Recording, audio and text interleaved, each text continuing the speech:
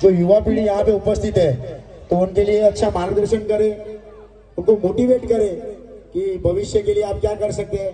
एक बार जोरदार तालियां बननी चाहिए नेमा शेख जी के लिए।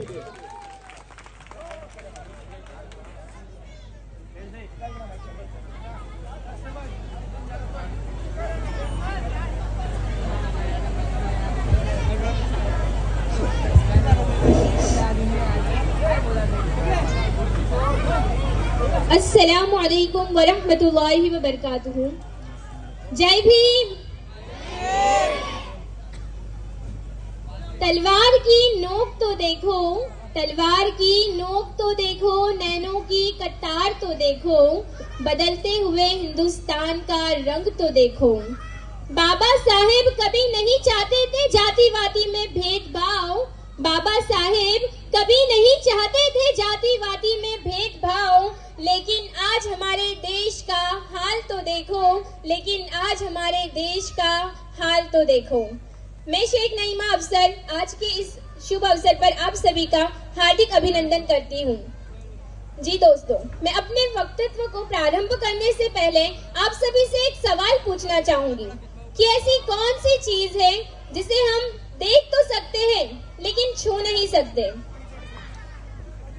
कुछ ऐसा ही सवाल सन 1947 से पहले एक कक्षा में किया गया, जिसके जवाब में अनेक विद्यार्थियों ने अनेक उत्तर दिए। किसी ने कहा कि हम आकाश को देख तो सकते हैं लेकिन छू नहीं सकते, तो किसी ने कहा कि हम सूरज को देख सकते हैं लेकिन छू नहीं सकते। उसी कक्षा में बाहर खड़े रहकर पढ़ने वाले एक छात्र ने कहा, उसी कक्षा में बाहर खड़े रहकर पढ़ने वाले एक छात्र ने दबदबी निगाहों से पानी के भरे हुए घड़े को देखकर कहा कि भले ही मैं प्यास की तड़प से मर क्यों न जाऊं, लेकिन मैं उस पानी के घड़े को सिर्फ देख सकता हूं लेकिन उसे छू नहीं सकता, क्योंकि मैं एक अछूत जाति का विद्यार्थी हूं। जी हाँ दोस्तों, वो कोई और विद्यार्थी नहीं बल्कि हमारे संविधान के रचयिता डॉक्टर B.R. अम्बेडकर जी है, जिन्होंने हमारे देश के संविधान को लिखा। जी हाँ दोस्तों, मैं आपसे कहना चाहूँ, इसीलिए किसी ने क्या खूब कहा है कि अजी हर मुश्किल आसान हो जाती है, हर मुश्किल आसान हो जाती है जब मैं बाबा साहब के संघर्षों को पढ़ लेती हूँ। जी हाँ दोस्तों, मैं आपसे कहना चाहूंगी कि आज 78 वर्षों के बाद क्लास भी वही है, पानी का घड़ा भी वही है, छात्र भी वही है, लेकिन अगर कोई चीज बदल गई तो वो ये है कि आज हर जाति का छात्र सबके साथ बैठकर पढ़ सकता है, सबके साथ बैठकर पढ़ सकता है, सबके साथ बैठकर खेल सकता है, पानी भी पी सकता है। और अगर मैं बात करूं हमारे देश के सर्वोच्च पद यानी राष्ट्रपति जैसे पद की, तो उस पे आज हमारे देश की आदिवासी महिला शासन कर रही है। जी हाँ दोस्तों, ये अधिकार हमें किसने दिया? ये अधिकार और ये शक्ति, ये अधिकार हमें हमारे देश के संविधान ने दिया, जिसको डॉक्टर B.R. अम्बेडकर जी ने लिखा था। मैं अपनी बात को आगे ले जाने से पहले ये कहना चाहूंगी, मैं अपनी बात को आगे ले जाने से पहले ये कहना चाहूंगी कि अगर हमारे दिल में बाबा साहब हो, अगर हमारे दिल में बाबा साहब हो और हमारी सोच में उनकी विचारधारा हो, तो याद रखना अदालत भी हमारी होंगी और फैसले भी हमारे होंगे।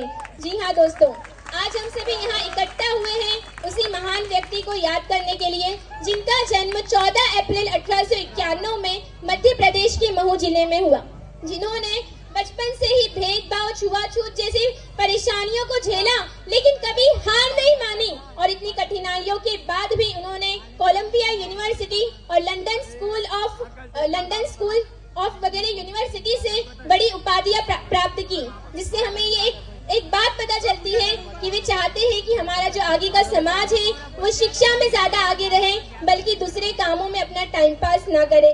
इसीलिए किसी ने और आज भी अगर मैं बात करूं हमारे मानव अधिकारों की, तो आज भी संविधान हमारी रक्षा करता है, चाहे फिर वो IPC की 377 की धारा में जूझ रहे प्राचीन समाज के लोग हों, या श्रीकांत बोला जैसे अंधजनों के लिए शिक्षा का अधिकार हो, या महिलाओं के लिए दहेज जैसी कुरीति का बोझ हो। आज भी हमारे देश का संविधान हमारी रक्षा कर रहा है और इसको एक सूत्र में बनाए रखने का काम कर रहा है। जी हाँ दोस्तों, उनकी इसी बात में भी किसी ने क्या खूब कहा है कि कतरा थे कभी समंदर बना दिया, कतरा थे कभी समंदर बना दिया, अधिकार दिया मुकद्दर बना दिया, पैरों की धूल समझती थी ये सभ्यता हमें, बाबा साहब ने सबके बराबर बना दिया, बाबा साहेब ने सबके बराबर बना दिया। जी हाँ दोस्तों, और अंत में मैं बस यही कहना चाहूंगी कि वो एक नाम नहीं, वो एक शख्स नहीं, सोच का नाम था, वो एक शख्स नहीं, सोच का नाम था, जुल्म के हर सिलसिलों का अंजाम था, जिसने टूटे हुए ख्वाबों को ताबीर दी, जिसने टूटे हुए ख्वाबों को ताबीर दी, जिसने बेजुबान लोगों को बोलने की तासीर दी।